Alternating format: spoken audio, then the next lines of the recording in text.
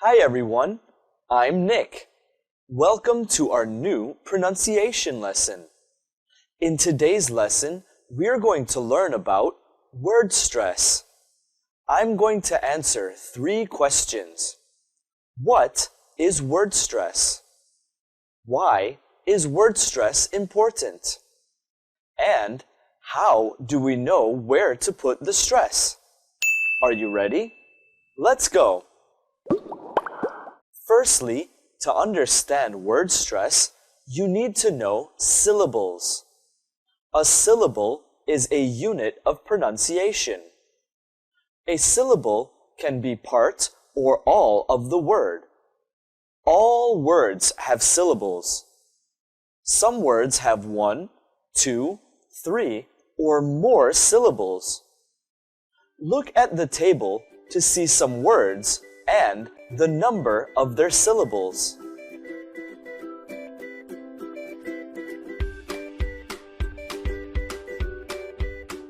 I'm going to show you an easy way to count syllables. First, take your hand and put it under your chin. Then, say the word normally. Count how many times your hand moves. That's the number of syllables. Now, let's look at the table. Let's see some words. We can count how many syllables. Let's look at bookshelf. Bookshelf. Can you count how many? Bookshelf. Bookshelf. It's 2 syllables. Let's try another one. City. City. Do you know how many? City. City. It's 2 syllables. Now, let's count syllable. Syllable. Syllable. Syllable. It's 3 syllables. Now do it by yourself. Can you tell me how many syllables these words have? You have 15 seconds.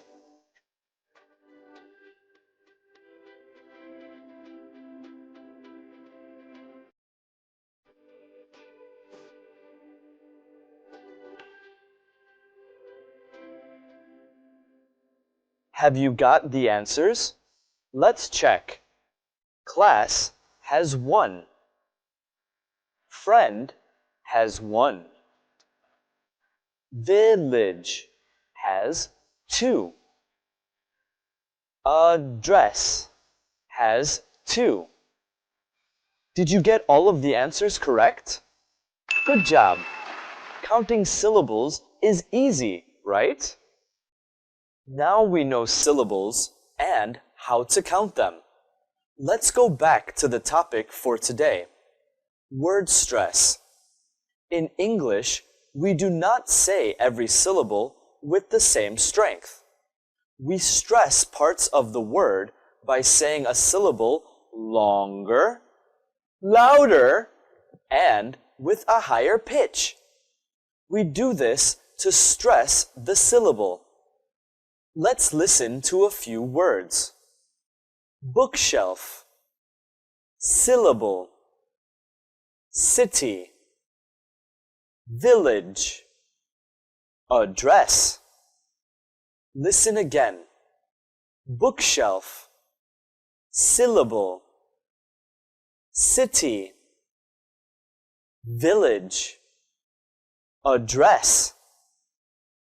Could you hear the stress? Good job!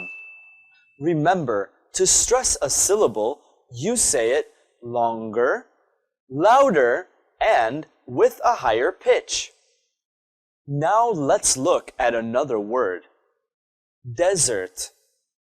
Desert. Do you know what a desert is?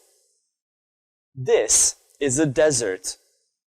It's a place with very little water and few plants. It's usually hot and dry. You put the stress on the first syllable of the word. But what if I put a stress on the second syllable of the word? Dessert. Dessert. It changes into a verb. It means to leave something or somebody. For example, the bird deserted its nest. Now let's look at another word. Refuse. Refuse means rubbish. But what if I say refuse? Now it becomes a verb.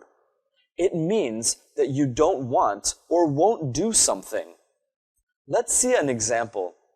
She always refuses to go swimming. Just by changing the position of the stress in a word, we can change the meaning and form of the words. Now, why is word stress important? In English, we use word stress to understand each other more easily. If you use word stress correctly, you will sound more natural. Understanding word stress can help you speak and listen. If you say word stress incorrectly, you could be misunderstood. Now, let's watch a short video to see the importance of word stress. I often see homeless dogs on the streets. I don't understand why people desert them. Dogs and desert? What do you mean? I said desert. It means people leave the dogs on the streets. Oh, I see. So, how do we know where to put the stress? Well, there are two ways. First, you can look in the dictionary to see where the stress mark is. Second, you can listen to native speakers talk to hear the stress. As you listen, you can repeat the words to understand where the stresses are. That's all for the lesson today. Next time you listen to English, try to hear the stress of the words. In the next lesson, we're going to talk about stress for two-syllable words. See you next time. Goodbye.